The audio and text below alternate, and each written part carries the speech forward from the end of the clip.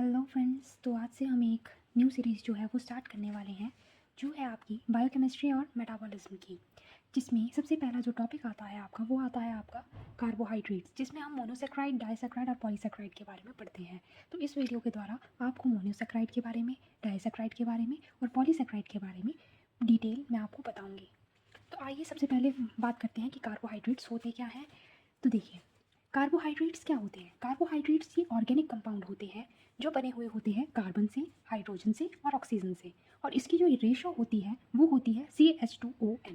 तो अगर आपसे कोई पूछे कि व्हाट इज़ कार्बोहाइड्रेट्स, तो आपको सबसे पहले बताना है कि कार्बोहाइड्रेट्स जो होते हैं वो कार्बन, हाइड्रोजन एंड ऑक्सीजन से मिलकर बना हुए होते हैं, और इसकी जो रेशो होती है वो CH2ON इसकी रेशो होती है। अब आगे आ जाते हैं इसकी डेफिनेशन के ऊपर। डेफिनेशन जो होती है वो कार्बोहाइड्रेट की इस प्रकार से होती है कि कार्बोहाइड्रेट्स आर पॉलीहाइड्रोक्सी एल्डिहाइड और ketone which consist of CHO और CO as a functional group that yield this compound on hydrolysis. इसका मतलब क्या होता है, देखो, कार्बोहाइड्रेट जो होते हैं बेटा, वो जो होते हैं वो एल्डिहाइड से बने हुए होते हैं या फिर वो कीटोन से बने हुए होते हैं। अब एल्डिहाइड के पास फंक्शनल ग्रुप क्या होता है, CHO होता है, और कीटोन के पास फंक्शनल ग्रुप क्या होता है, CO होता है। और इसकी ही हाइड्रोलिसिस से हमें क्या मिलता है, इसके जब हम हाइड्रोलिसिस करवा देते हैं तो हमें क्या मिलता है, हमें कार्बोहाइड्रेट्स मिलते हैं या कार्ब्स मिलते हैं। तो अब इसके अकॉर्डिंग आप इस डेफिनेशन को फिर से पढ़िए कि carbohydrates are polyhydroxy aldehyde, okay, या फिर ketone that consist of CHO और CO group as a functional group that is yield in these compound on hydrolysis. अब आ जाते हैं इनके फीचर्स के बारे में। आप इसको फीचर्स में भी लिख सकते हो। अगर आपको फंक्शंस आ जाएं कि what are the function of carbohydrate, तो आप उसमें भी इन पॉइंट्स को लिख सकते हो।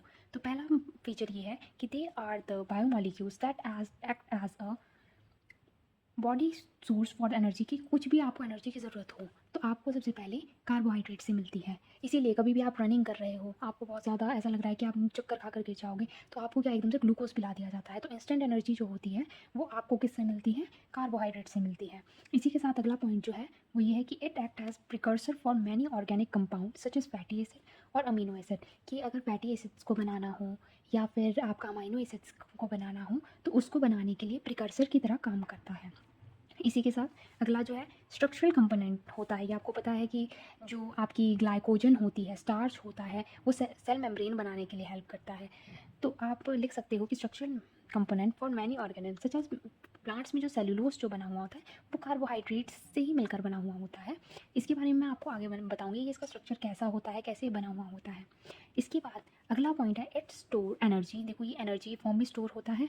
It store energy in plants and animal. कि एनर्जी जो होती है स्टोर एनर्जी के फॉर्म में जो होता है वो कार्बोहाइड्रेट होता है प्लांट्स में भी और एनिमल्स में भी। जैसे कि in animals plant energy is stored in form of starch. कि प्लांट्स में जो एनर्जी की फॉर्म में स्टोर होता है उसे स्टार्च बोलते हैं, वहीं जो एनिमल में स्टोर होता है उसे ग्लाइकोजन बोलते हैं। ठीक है, अब आ जाते हैं इसकी क्लासिफिकेशन पे। क्लासिफिकेशन क्या होती है बेटा, कि जो कार्बोहाइड्रेट्स होते हैं वो 3 टाइप्स के होते हैं, मोनोसेक्राइड, ओलिगोसेक्राइड और पॉलीसेक्राइड। मोनोसेक्राइड अगर मैं बहुत ही सिंपल वे में कहूँ, मोनोसेक्राइड जो होती हैं वो सिंगल मतलब सिर्फ एक शुगर की यूनिट से मिलकर बना हुआ होता है, इसीलिए उसको मोनोसेक्राइड बोलते हैं। ओलिगोसेक्राइड जो होते हैं वो 2 शुगर की यूनिट, दो शुगर की यूनिट से मिलकर बना हुआ होता है। पॉलीसेक्राइड जो होता है वो बहुत सारी शुगर की यूनिट से मिलकर बना हुआ होता है। ये मैंने आपको इसकी एक समरी बता दी। अब आते हैं मोनोसेक्राइड के बारे में डिटेल में। Monosaccharide are the simplest form of sugar that can't be further hydrolysed into smaller units. कि ये जो होते हैं ये सिंपलेस्ट फॉर्म होते हैं किसके, ये सिंपलेस्ट फॉर्म होते हैं जो फर्दर हाइड्रोलाइज नहीं किए जा सकते। इनका जो मॉलिक्यूलर वेट होता है वो बहुत कम होता है, और they consist either one aldehyde, या तो एक एल्डिहाइड ग्रुप कंसिस्ट करेगा या फिर ये कीटोन ग्रुप कंसिस्ट करेगा। ठीक है, अब हम इसके बारे में आगे देखते हैं।